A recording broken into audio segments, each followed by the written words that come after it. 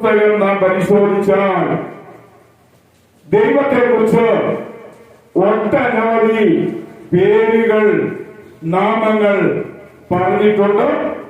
അതിലൊരു നാമത്തെ ഇന്ന് തൽക്കാലം പ്രിയ ദൈവമക്കൾക്ക് കർത്താവിന്റെ നാമത്തിൽ ഞാൻ പരിചയപ്പെടുത്തുവാൻ ആഗ്രഹിക്കുകയാണ്. ഉൽപ്പത്തി പുസ്തകം 17-ാം അധ്യായം അതിന്റെ 1-ാം വാക്യം. ഉൽപ്പത്തി പുസ്തകം 17-ാം അധ്യായം അതിന്റെ 1-ാം വാക്യം. അബ്രഹാമിന് 99 വയസ്സായപ്പോൾ യഹോവ പ്രത്യക്ഷനായി അവനോട്, ഞാൻ സർവശക്തനായ ദൈവമാകുന്നു, നീ എന്റെ മുൻപാകെ നടക്കുക, കുറ്റമറ്റവൻ ആയിരിക്കുക എന്ന് പറഞ്ഞു.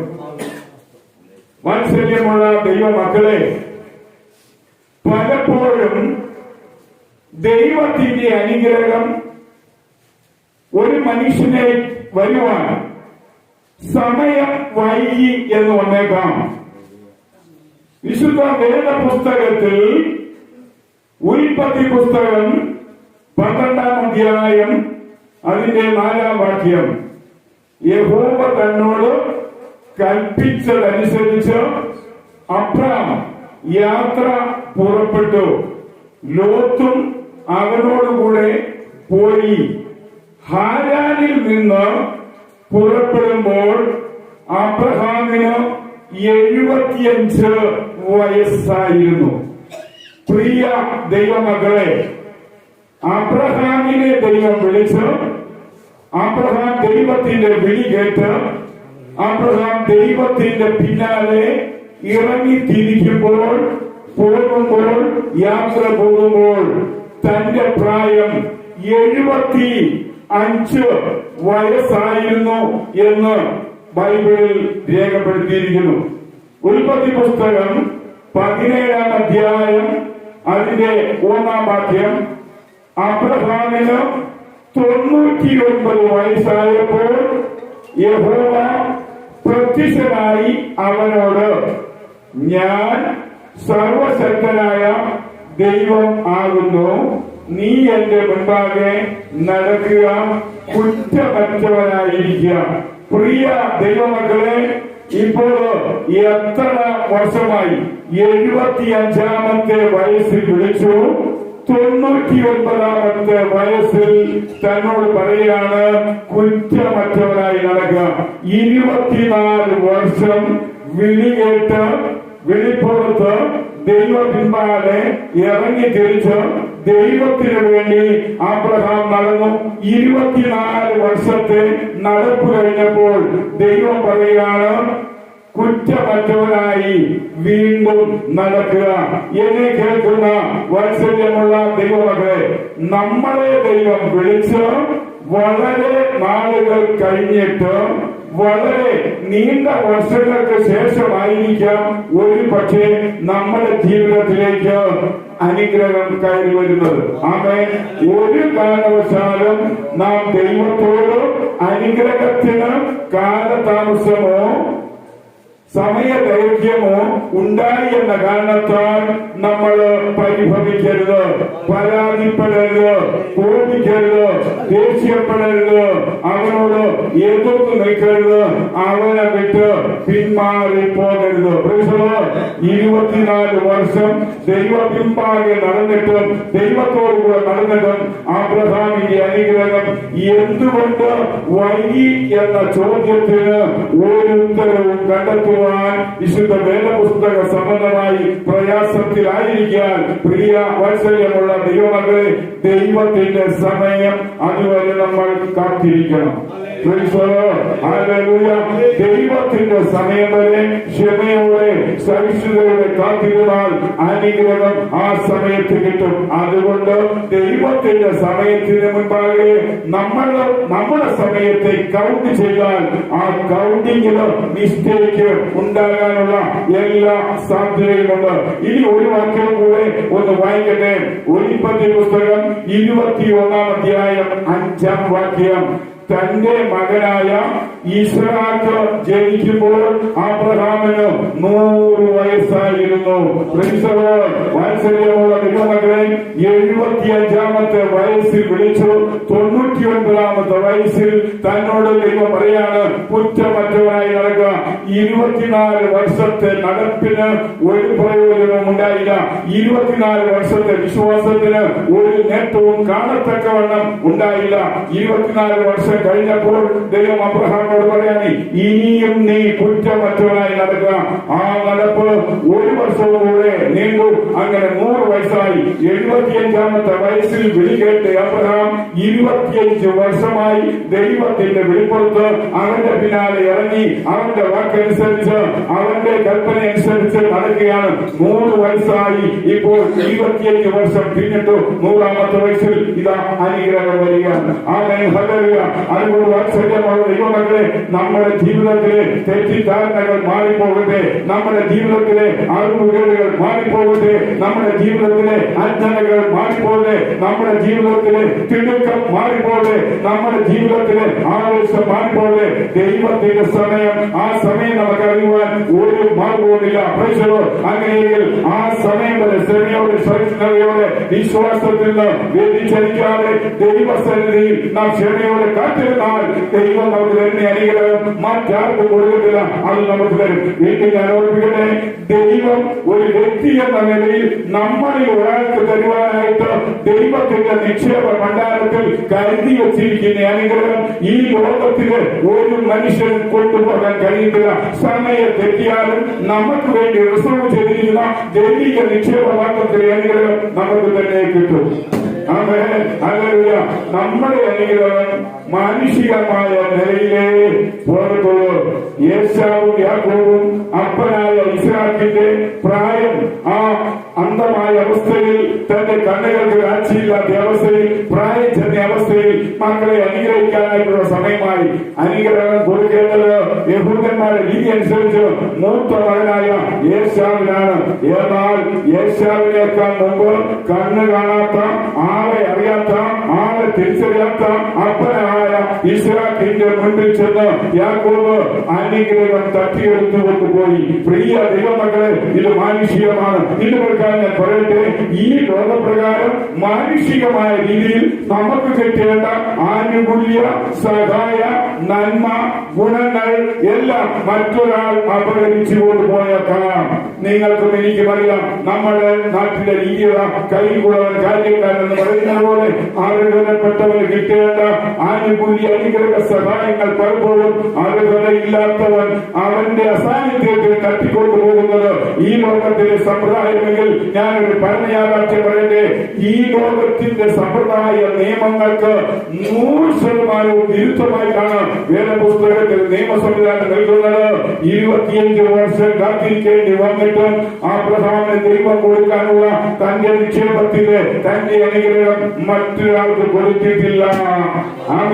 അതുകൊണ്ട് 2025 നമുക്ക് കിട്ടേണ്ട അനുഗ്രഹം നമ്മൾ വാങ്ങണം. അത് വേറെ ആൾക്ക് വാങ്ങാൻ സാധിക്കുന്നില്ല. ഒരാൾ മുന്നേ കയറി വന്നു എന്ന് പറഞ്ഞാൽ, ഒരാൾ മുൻപനായി എന്ന് പറഞ്ഞാൽ കിട്ടത്തില്ല. പക്ഷേ നമ്മൾ ക്ഷമയോടെ കാത്തിരിക്കണം. എന്നാൽ ദൈവം അതിനെ ചിലപ്പോൾ പുതുക്കിക്കൊണ്ടുവന്നേക്കാം. 99-ാമത്തെ വയസ്സിൽ ദൈവം ഒന്നുകൂടെ പുതുക്കുകയാണ്. നീ എന്റെ മുൻപാകെ കുറ്റമറ്റവനായി ഒരു ദോഷവുമില്ലാത്തവനായി നടക്കുക. വീണ്ടും 1 വർഷം കൂടെ നടന്നു കഴിഞ്ഞപ്പോൾ തന്റെ ജീവിതത്തിലേക്ക് അനുഗ്രഹം വന്നതായി നമ്മൾ വായിക്കുകയാണ്. അതുകൊണ്ട് വാത്സല്യമുള്ള ദൈവമക്കളെ, ഇതുമായി ബന്ധപ്പെട്ട് ഞാൻ വായിച്ച ഉൽപ്പത്തി പുസ്തകം 17-ാം അധ്യായം 1-ാം വാക്യം നിങ്ങളെ ഒന്ന് പരിചയപ്പെടുത്തുവാൻ ആഗ്രഹിക്കുകയാണ്. ഇവിടെ എബ്രായ ഭാഷയിൽ എൽ ശദായി എന്ന വാക്കാണ് ദൈവത്തിന് വേണ്ടി ഉപയോഗിച്ചിരിക്കുന്നത്. സർവശക്തനായ ദൈവമാണ് നമ്മുടെ ദൈവം. ആരാണെന്ന് അറിയാമോ? അവൻ സാധാരണക്കാരനല്ല. അവൻ നമ്മളെ പോലെ ഒരു മനുഷ്യനല്ല. അവൻ സർവശക്തനായ ദൈവമാണ്. അബ്രഹാമിന്റെ ജീവിതത്തില് 100-ാമത്തെ വയസ്സിൽ 25 വർഷത്തിന്റെ വിളി കേട്ടനുസരിച്ച് പോയിട്ട് തന്റെ അനുഗ്രഹം കാത്തുവെച്ച് തനിക്ക് കൊടുത്ത ആ ദൈവം സർവശക്തനായ ദൈവമാണ്. ഈ അബ്രഹാമിന്റെ വീട്ടിലേക്ക് ദൈവത്തിന്റെ സാന്നിധ്യമുണ്ടായി. അടുത്ത വർഷം ഇതേ സമയത്ത് ഞാൻ നിന്റെ വീട്ടിലേക്ക് വരുമ്പോൾ നിന്റെ ഭാര്യ ഒരു കുഞ്ഞിനെ ഗർഭം ധരിക്കുമെന്ന് പറഞ്ഞപ്പോൾ സാറ മാറി നിന്ന് ചിരിച്ചു. പ്രിയ വാത്സല്യമുള്ള ദൈവമകളെ, അവിടെ നമ്മൾ കാണുകയാണ്. ആ മലയാളത്തിൽ നമ്മൾ വായിച്ചാൽ സ്ത്രീകളുടെ പതിവ് എന്ന് പറയുന്ന മന്ത്ലി ഓർഡർ സ്റ്റോപ്പായി പോയി. അവരുടെ മാസത്തിലുള്ള ആ ക്രമീകരണം സ്റ്റോപ്പായി പോയി. ഈ രോഗം ഉണ്ടായ സമയം മുതൽ ഇന്ന് വരെ വൈദ്യശാസ്ത്രത്തിന് ഈ മന്ത്ലി ഓർഡർ ഡിസോർഡറായ ഒരു ലേഡിയിൽ നിന്ന് ഒരു കുഞ്ഞിന് ജന്മം നൽകുവാൻ ഇന്നയോടെ കഴിഞ്ഞിട്ടില്ല. മറ്റു പല മാർഗങ്ങളും ആശുപത്രിയിലാണ് ഈ ലോകത്തിലെ സയന്റിഫിക്കൽ പ്രൂഫിങ്ങിന് ഇടയായി സ്ത്രീകളുടെ ആ ഒരു ഡിസോർഡറിന് പകരമായി ഒന്നും ചെയ്യാൻ കഴിഞ്ഞിട്ടില്ല. എന്നാൽ ഇതുകൊണ്ടാണ് ഞാൻ പറയട്ടെ, എന്റെ ദൈവം വലിയവരാണ്. അതുകൊണ്ടാണ് ഇവിടെ പറയുന്നത്, ഞാൻ സർവശക്തനായ ദൈവമാണ്. അതുകൊണ്ട് വാത്സല്യമുള്ള ദൈവമക്കളെ, ഈ എൽശദായിയെ കുറിച്ച് ഞാൻ ഒന്ന് രണ്ട് കാര്യങ്ങൾ ഇത് പ്രകാരം ഓർപ്പിക്കുകയാണ്. പ്രിയ വാത്സല്യമുള്ള ദൈവമക്കളെ, ഈ എൽശദായി എന്ന എബ്രായ വാക്കിനെ ദൈവത്തിന്റെ ചെസ്റ്റ്, ദൈവത്തിന്റെ ഹൃദയം, ദൈവത്തിന്റെ മനസ്സ്, ദൈവത്തിന്റെ മനസ്സാക്ഷി എന്നൊക്കെ നമുക്ക് വേണമെങ്കിൽ അർത്ഥം പറയുവാൻ കഴിയും. പ്രിയ വാത്സല്യമുള്ള ദൈവമക്കളെ, ദൈവത്തിന്റെ മനസ്സ്, ദൈവത്തിന്റെ ഹൃദയമാണ് എങ്കിൽ അവൻ സർവശക്തനാണ്. നമ്മുടെ ജീവിതത്തിൽ അത്ഭുതത്തിന് നിന്ന വലിയ ആ ഒരു പ്രഭാതം ഈ 2020 കാണുവാൻ ഇടയാകുമെന്ന് നമ്മൾ ദൈവസേനകൾ പ്രതീക്ഷിക്കേണ്ടത് ആവശ്യമാണ്. അത് മാത്രമല്ല, പ്രിയ വാത്സല്യമുള്ള ദൈവമക്കളെ, വീണ്ടും നമ്മൾ അവിടെ ചിന്തിക്കുമ്പോഴും വളം വെച്ച് വളർത്തുന്നവൻ, പ്രിയ വാത്സല്യമുള്ള ദൈവമക്കളെ, ഈ എൽശദായി ആരാന്നറിയാമോ? വളം ഇട്ട് വളർത്തുന്നവൻ. അത് മാത്രമല്ല, ജീവനാണ്. അവൻ ശക്തി പകരുന്നവനാണ്, ബലം പകരുന്നവനാണ്, ആരോഗ്യം പകരുന്നവനാണ്, ചൈതന്യം പകരുന്നവനാണ്, പ്രഭ പകരുന്നവനാണ്, പ്രകാശം പകരുന്നവനാണ്, വെളിച്ചം പകരുന്നവനാണ്, ഊർജ്ജം പകരുന്നവനാണ്, ഉന്മേഷം പകരുന്നവനാണ്. നമ്മുടെ ജീവിതത്തിന്റെ കാലഘട്ടങ്ങളിലെ തൊഴിലവസ്ഥയെ മുന്നോട്ട് കുതിപ്പിക്കുന്നവനാണ്. നമ്മുടെ ദൈവമായ കർത്താവ് നിസ്സാരക്കാരനല്ല, പിന്നെയോ അവനൊരു സാറ്റിസ്ഫൈഡാണ്, അവൻ സന്തോഷിപ്പിക്കുന്നവനാണ്, ആനന്ദിപ്പിക്കുന്നവനാണ്, ആരോഗ്യചിത്തമായി നമ്മളെ കൊണ്ട് എത്തിക്കുന്നവനാണ്. നമ്മുടെ മൂഢതകൾ, നമ്മുടെ എല്ലാ മാനസിക ആ ഗുണമായ അവസ്ഥകളെ മാറ്റി മറിക്കുന്നവനാണ്. നമ്മുടെ ദൈവം എത്ര വലിയവരാണ്. പ്രിയ വാത്സല്യമുള്ള ദൈവമക്കളെ, പൗലോസ്ലീഹ എഫെസ്യലേഖനം 3-ാം പറയുന്നത്, ചോദിക്കുന്നതിനും നിലയ്ക്കുന്നതിനും അത്യുന്നതമായി ചെയ്യുവാൻ കഴിയുന്നവർ നമ്മുടെ ദൈവം സാധാരണക്കാരനല്ല എന്ന് കർത്താവിന്റെ നാമത്തിൽ ഉറപ്പിക്കട്ടെ. അവൻ പ്രിയ ദൈവമകളെ അതിമഹത്തായ കഴിവുള്ളവരാണ്. അവന്റെ ബലത്തിന്, അവന്റെ ശക്തിക്ക്, അവന്റെ ചൈതന്യത്തിന് ഒരു പരിധിയില്ല. എക്സീലിംഗാണ്, അത് സമർത്ഥമാണ്. അതുകൊണ്ട് വാത്സല്യമുള്ള ദൈവമക്കളെ, ഒന്നാം വാക്യത്തിൽ അബ്രഹാമിന് പ്രത്യക്ഷപ്പെട്ട ദൈവം സാധാരണ ദൈവമല്ല, എൽശദായി. അവൻ സർവശക്തനാണ്.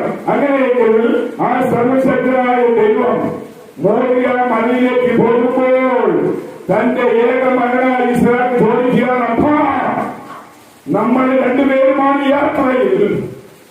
എന്റെ കയ്യിൽ എന്റെ തലയിൽ വിറവുണ്ട്, അപ്പന്റെ കയ്യിൽ കത്തിയും തീയുമുണ്ട്. എന്നാൽ നമുക്ക് രണ്ടുപേർക്കും യാഗം കഴിക്കുവാനുള്ള യാഗമൃഗമില്ലല്ലോ അപ്പ എന്ന് ചോദിച്ചപ്പോൾ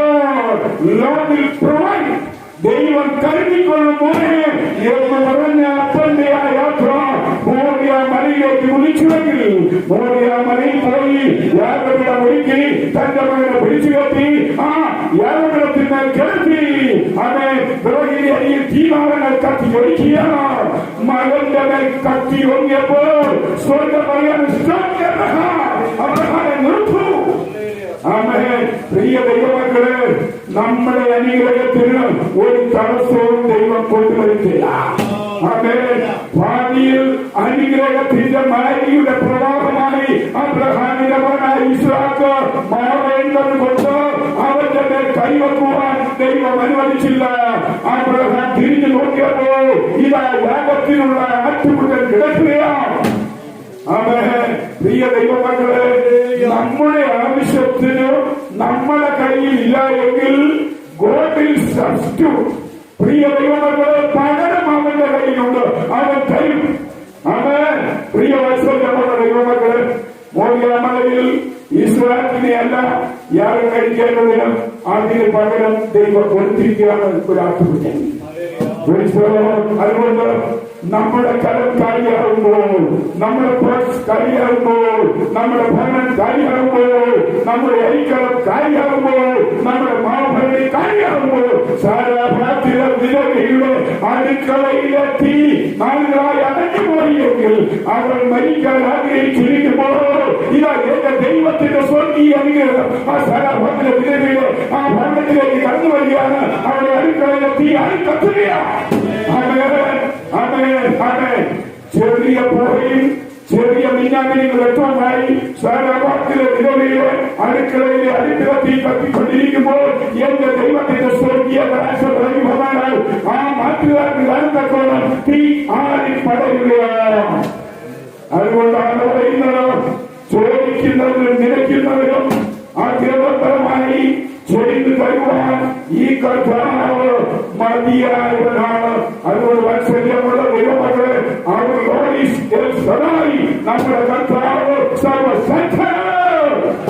അതുകൊണ്ട് സാധാരണക്കാരിൽ ആശ്രയിച്ച് മനസ്സ് മടുത്ത് ക്ഷീണിച്ചു പോകുന്ന നമ്മൾ അസാധാരണ കഴിവുള്ള കർത്താവിൽ ആശ്രയിച്ച് മനസ്സിന് ഉന്മേഷം ഉണ്ടാകട്ടെ, മനസ്സിന് ശക്തി ഉണ്ടാകട്ടെ, മനസ്സിന് ചൈതന്യം ഉണ്ടാകട്ടെ, മനസ്സിന് ഗാംഭീര്യം ഉണ്ടാകട്ടെ, മനസ്സിന് ബോധം ഉണ്ടാകട്ടെ, മനസ്സിന് പ്രവണി ഉണ്ടാകട്ടെ, മനസ്സ് കുതിച്ചുയരട്ടെ.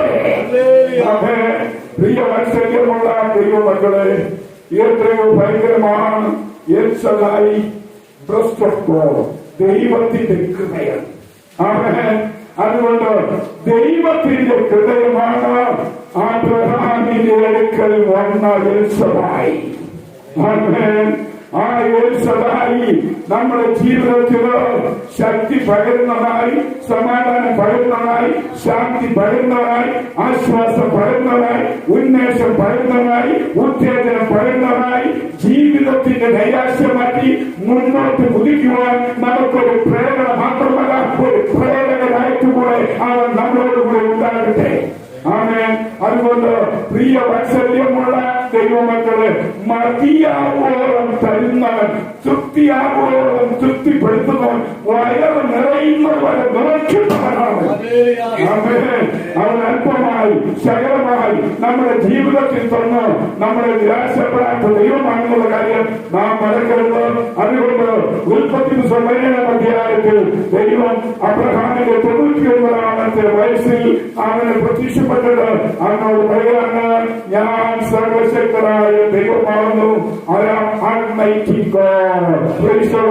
ഞാൻ സർവശക്തനാണ്. പ്രിയ ദൈവമക്കളെ, പവർ ഓഫ് നേച്ചർ. പ്രിയ ദൈവമക്കളെ, നമ്മുടെ കർത്താവായ യേശു പ്രകൃതിയുടെ മേൽ അധികാരമുള്ളവൻ. ശിഷ്യന്മാര് ഭയന്ന് രാത്രിയിൽ കടൽ ക്ഷോഭത്തിന് ഇരയായി മുങ്ങിച്ചാക്കുവാൻ ഇരിക്കുമ്പോൾ എന്റെ കർത്താവ് തിരമാലയെ ചവിട്ടി ഒരുക്കിക്കൊണ്ട് പോകുന്നവൻ.